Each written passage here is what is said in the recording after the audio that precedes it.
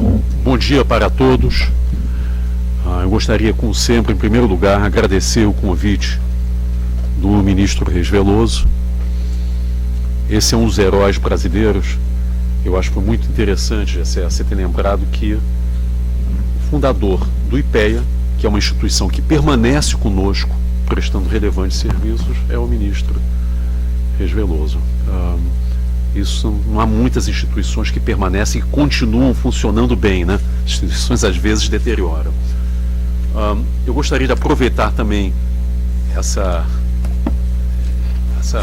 palestra do GC para fazer um pequeno comentário, ou seja, sair um pouquinho do que eu estou falando, de política industrial, essas coisas meio chatas, mas acho que ele mencionou uma coisa importante, que é como quebrar a reprodução da desigualdade. E onde quebrar a reprodução da desigualdade? Então, deixa eu fazer apenas um comentário. Eu acho que uma boa parte da desigualdade é reproduzida no plano do domicílio, das famílias, que você exatamente mencionou. E tem um aspecto fundamental, estou olhando para as mulheres em particular, é que o papel central das mulheres na transmissão do conhecimento. Existe um experimento, muitas décadas atrás, feito pelo Banco Mundial, na Índia, no estado de Kerala, que mostra exatamente o fundamento, quer dizer, como você reproduzindo a desigualdade, você quebrar o ciclo da pobreza, é fundamental educar as jovens meninas. Não que nós homens não devemos ser educados, pelo amor de Deus, não é isso. Mas, na margem, se nós tivéssemos que alocar recursos na margem, é mais importante para as jovens mulheres, para as meninas, exatamente porque elas têm esse papel de reprodução do conhecimento. Isso é apenas para seguir, ministro Veloso. O senhor sempre começa o fórum saudando as mulheres, essa é uma forma também de eu saudar as mulheres, dizer o seguinte: vocês têm um papel fundamental quando a gente pensa de política pública.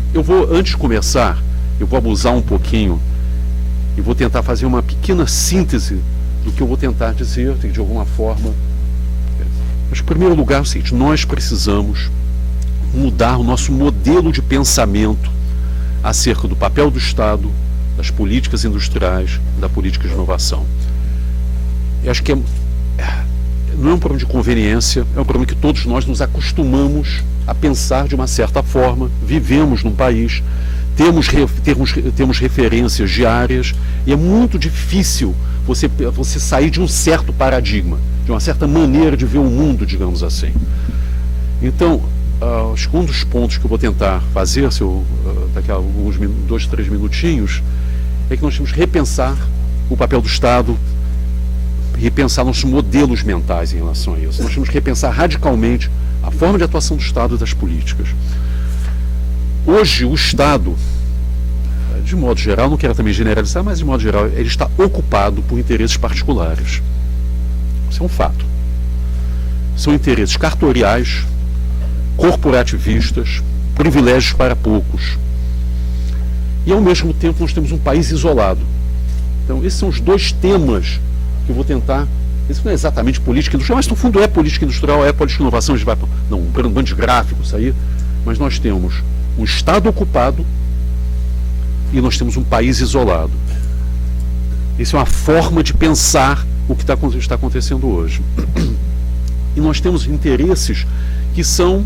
Eu vou dar um exemplo, nada contra, mas eu tenho que dar um exemplo pessoal. Eu sou economista, então eu tenho obrigações individuais com o sindicato dos economistas e com o conselho dos economistas.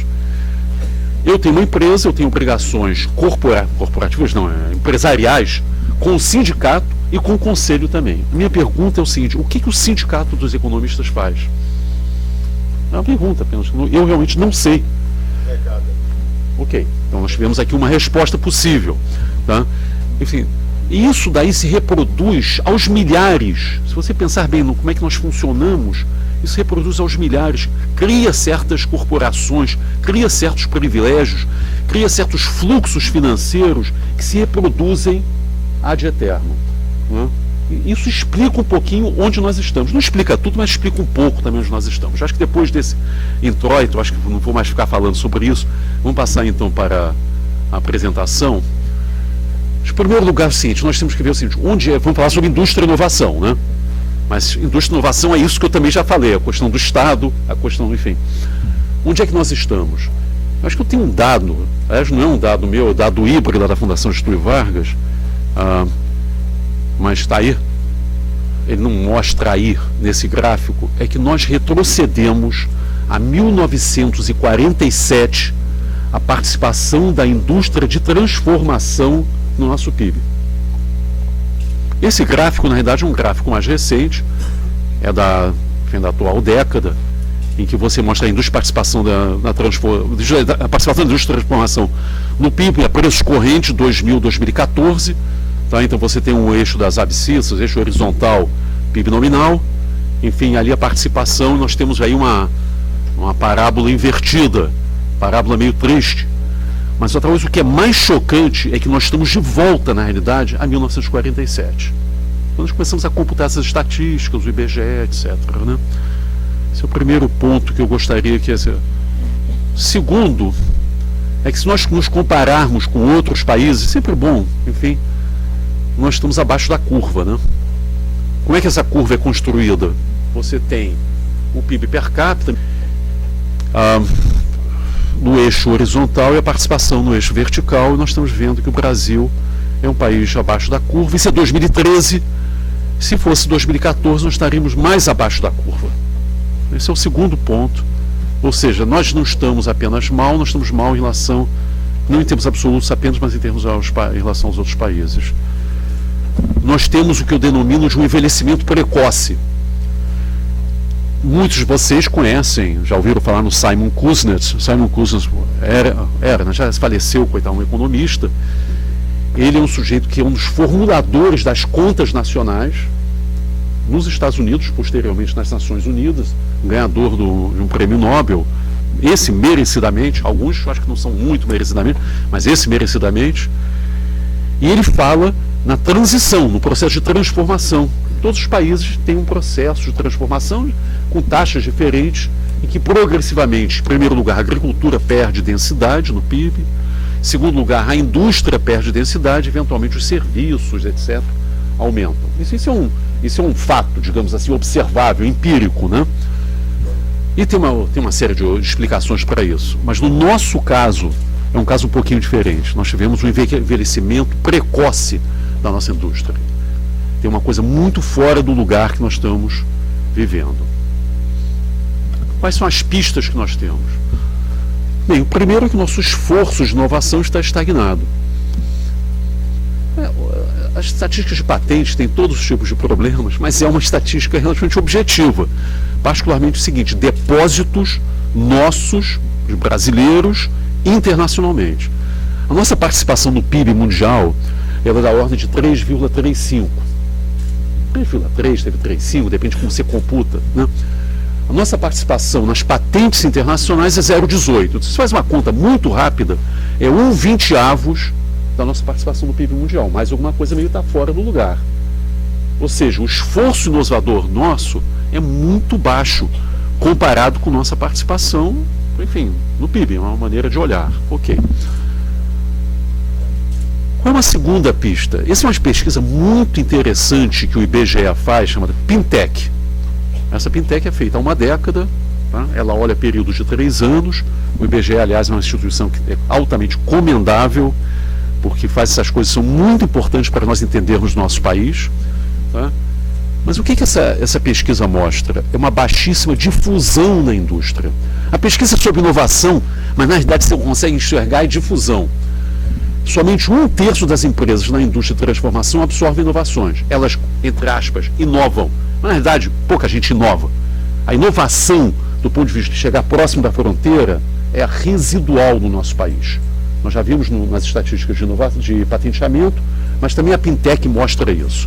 Então, na realidade, o que a Pintec serve, e é muito interessante, ela serve para tentar responder a seguinte pergunta: qual é o grau de inovação, ou de difusão e de absorção de inovações na nossa indústria?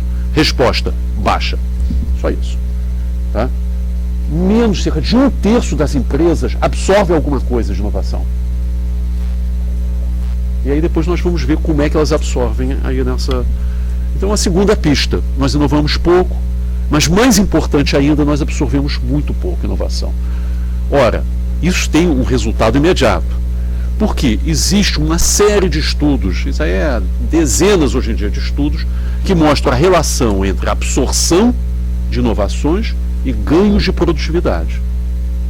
Tá? Então, isso é um trabalho recente da CNI, e tem muitos outros trabalhos sobre custo unitário de trabalho, componentes, que basicamente mostram o seguinte: nossos custos unitários estão crescentes. O problema não são os salários reais de expansão, você tem uma mistura de sobrevalorização cambial e estagnação da produtividade. Porque o custo unitário do trabalho é o custo do trabalho ajustado pela produtividade. Quando você ajusta pelo câmbio, aí nós estamos fritos. Ou seja, nós estamos duplamente fritos. Baixa produtividade, câmbio fora do lugar. O câmbio continua fora do lugar hoje. Hoje continua fora do lugar. Afinal de contas, você tem 113 bilhões de dólares em operações de swap do Banco Central. É muita coisa. Isso não é para estabilizar, reduzir a volatilidade do câmbio. Nós temos pessoas que conhecem muito mais aqui do que eu. Isso, pelo menos na minha interpretação, isso é para forçar ou garantir uma certa valorização do real. Não faz sentido, nós estamos muito, esse é me parece, também fora do lugar, inclusive porque o Banco Central, na nossa nova metodologia, ela acabou de apontar para um déficit em conta corrente em 2014 da ordem de 4,53% do PIB, é muito alto. Qualquer coisa acima de 2% do PIB no nosso país é meio preocupante. Enfim, então isso aí mostra o seguinte: geramos pouco, absorvemos pouco em termos do plano de inovação, e o resultado é que nossa produtividade é muito baixa. Enfim, essa produtividade baixa, ela tem impacto direto no custo unitário do trabalho. Tá? E quando você compara com outros países, nós estamos perdendo competitividade. Existe uma série de indicadores de competitividade, podia ficar aí, enfim, aborrecendo vocês com isso, mas não é o caso. É apenas mostrar o seguinte: nós não estamos bem nessa foto. Ou seja, qual é a foto? Produtividade, custo unitário do trabalho, competitividade. Tá? E isso daí que explica, isso e outras cositas mais, mas que explicam essa perda de densidade da indústria e desse envelhecimento precoce. Bem, vamos falar em termos de políticas públicas. Faltou financiamento? Não, não faltou financiamento. Esses são os desembolsos do PSI, aqui dessa casa, do BNDES, até 2013. Tá? Nós não temos ainda, deveríamos ter os dados finais do PSI, pelo menos não conseguimos. Talvez está disponível em algum lugar, nós não conseguimos enxergar, para 2014. Mas, na realidade, o banco, em 2013, desembolsou 82 bilhões de reais. Uma boa parte disso, dinheiro nosso, que é dinheiro que veio do Tesouro. E assim veio. Então, assim, não pode se dizer, você não pode argumentar que faltou financiamento à indústria. Esse problema não é de financiamento. Ok. Nem tampouco para inovação. Esses são os desembolsos do BNDES e da FINEP nos últimos anos. Tá? Também até 2013, porque nós não temos até 2014, isso teve um pulo. Não que a inovação não deva ser financiada, eu acho que isso é uma coisa importante. O problema é o seguinte: mas nós não temos resultados. Essa que é a questão. Você jogou muito dinheiro com parcos resultados. Bem, isso também não faltou desoneração. Nós tivemos aí um programa agressivíssimo de desonerações fiscais que nós estamos pagando hoje. E vamos pagar nos próximos anos. Então, isso também não é um problema de desoneração. Ok. Então, se não faltou financiamento, desoneração. E não tem nem tampouco proteção. Olha, existem várias maneiras de medir proteção, indicar proteção, etc. Enfim, então, todas elas têm problemas. Mas isso é uma coisa chocante. E esse quadro sugere, eu não estou dizendo que seja verdade, mas isso sugere que nós somos o país, talvez um dos países mais fechados do mundo. É uma sugestão por quê? Porque, na verdade, é uma coisa indireta. O que ele mostra? É a corrente de comércio sobre o PIB. E esses dados são os dados da UNCTAD, mais o Banco Mundial, diz o seguinte, que o Brasil tem uma corrente de comércio, uma relação corrente de comércio-PIB muito baixa.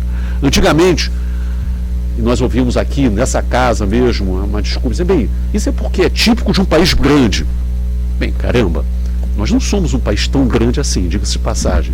Se você medir pelo PIB, tá? Nós temos apenas 3,35% da economia mundial.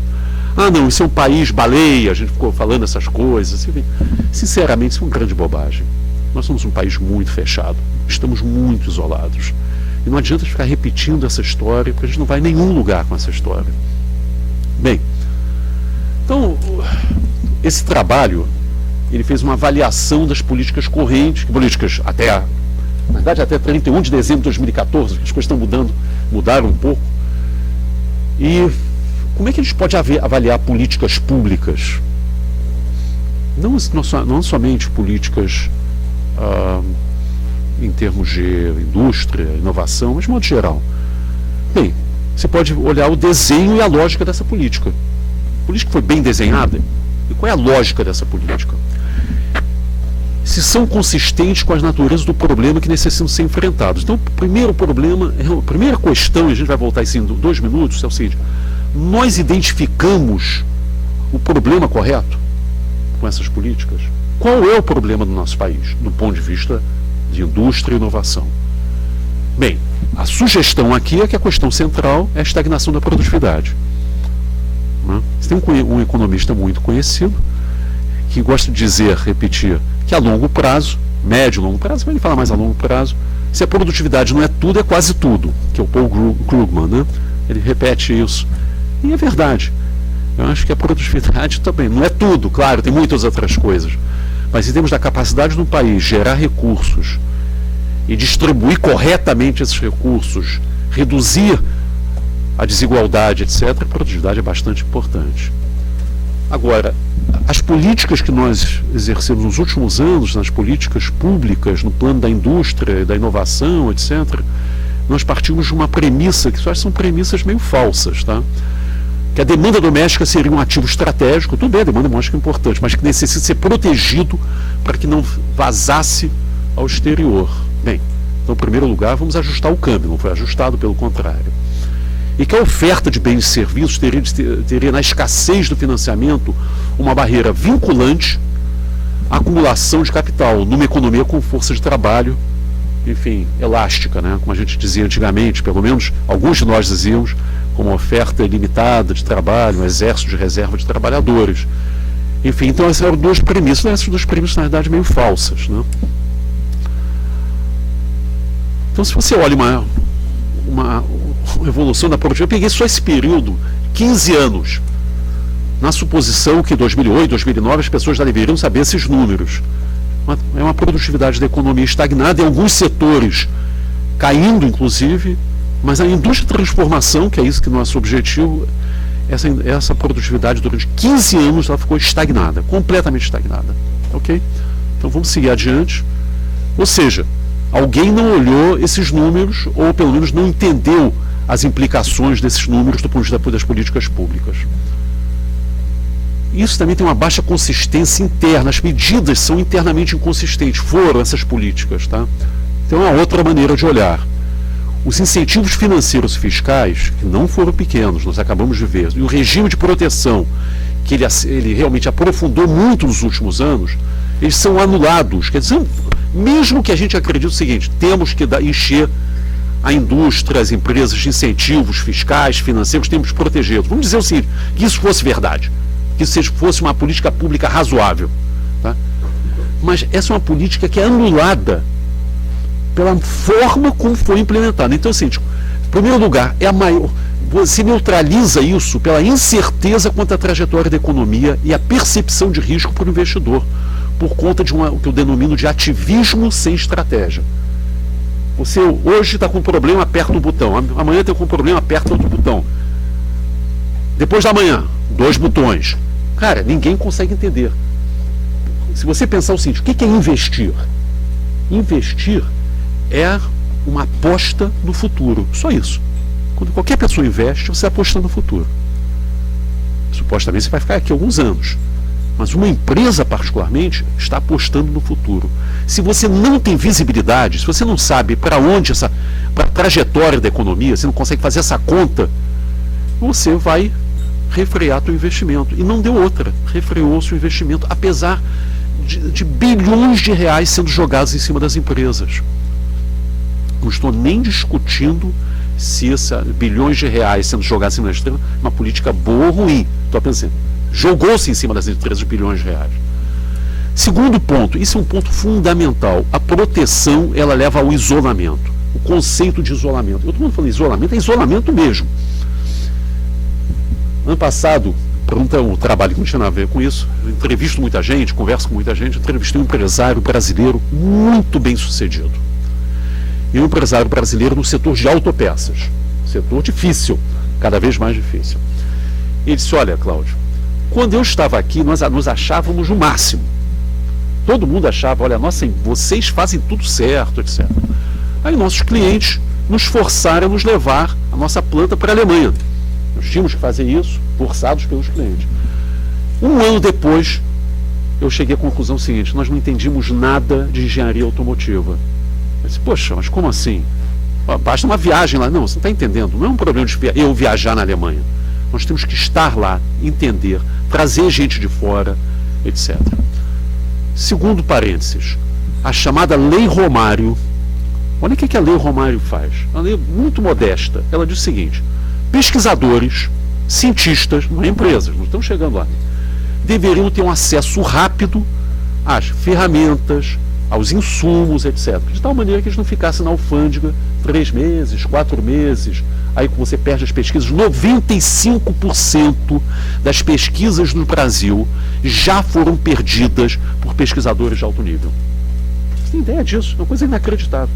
95%, você está terminando, mas não terminei não. Ok. 95%.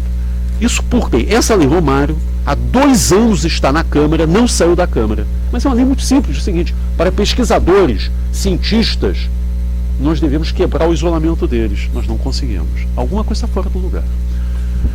E essa proteção e isolamento é inconsistente com acesso aos mercados e aos recursos, aumenta os custos de investimento, falando para a empresa, pesquisadores nem se fala, e põe um freio à inovação, aos ganhos de produtividade e à produção em bases competitivas.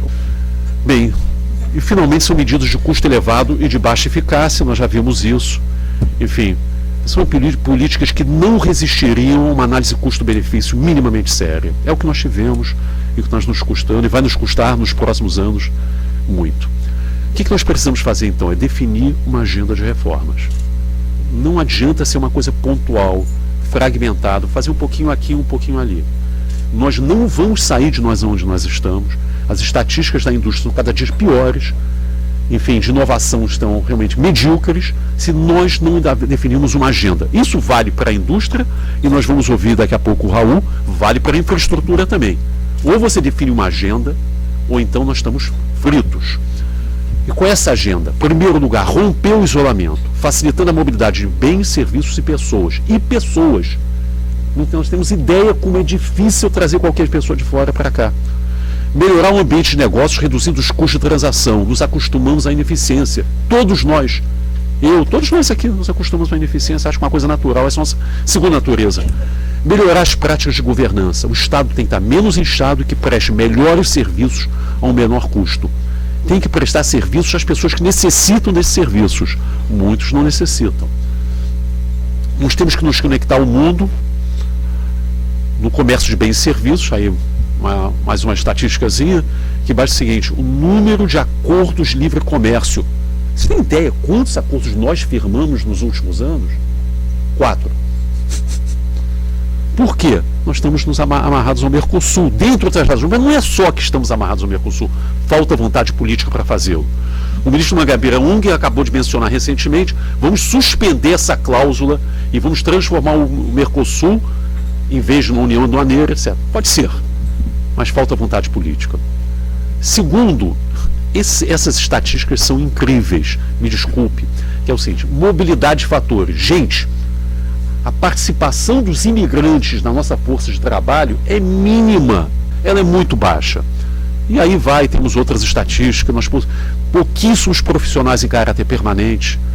Enfim, temos pouquíssimos profissionais. O que estou querendo mostrar com isso? É o nosso isolamento.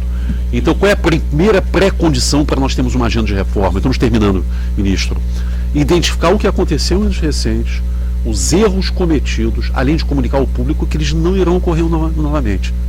O distinto público tem que saber o seguinte, nós erramos, Foi mal, não vamos fazer isso de novo. Se não houvesse reconhecimento, ninguém acredita. Mostrar um entendimento dos problemas que o país enfrenta, baixa produtividade em função de um misto de protecionismo, cartorialismo, corporativismo e uso privado do Estado. É isso. Nós temos que dizer com todas as letras, nós somos um país ainda cartorial.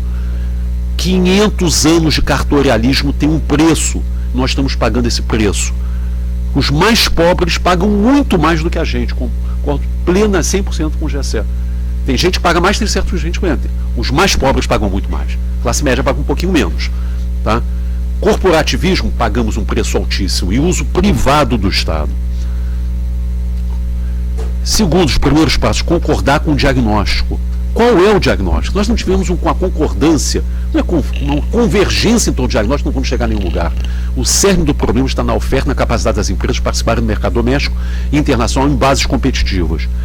Subjacente, baixos níveis de investimento, produtividade e inovação, fruto de erros de política econômica e um Estado, regras, instituições e práticas crescentemente disfuncional para a necessidade de uma economia moderna e uma indústria dinâmica. Estamos terminando. Quais estratégias políticas? Qual é o eixo da estratégia? Desburocratização radical do ambiente de negócios, reabertura da economia e um salto na qualidade das políticas públicas e serviços nas agências do Estado. A agência do Estado tem que melhorar a qualidade de seus serviços. Primeiro compromisso político, ocupar o Estado. O pessoal não fala em ocupar Wall Street, etc. Nós temos que ocupar o Estado com interesse público. E com um mínimo de racionalidade weberiana. Da impessoalidade do trato da coisa pública. É tudo o contrário que nós vemos. A corrupção é um epifenômeno do seu oposto. Ou seja, da pessoalidade do trato da coisa pública. E, finalmente, o segundo compromisso, parece que esse é o último slide, com um país cada vez mais isolado no plano econômico e perdendo espaço nos mercados globais, as políticas deverão mirar ganhos sustentáveis de competitividade. Fim da política de valorização artificial do real, articulada a uma abertura por meio de acordos de livre comércio e também iniciativas unilaterais que nos beneficiam.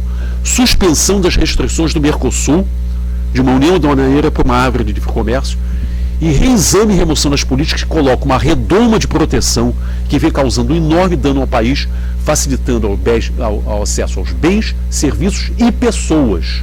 Nós precisamos trazer gente, oxigenar. Eu, como economista, preciso ser desafiado por outros economistas que não precisam pedir permissão para vir trabalhar aqui, meu Deus.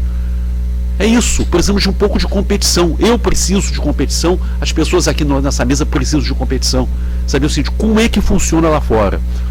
Enfim, eu acho que eu agradeço, desculpe aí, ministro, enfim, por esse tempo.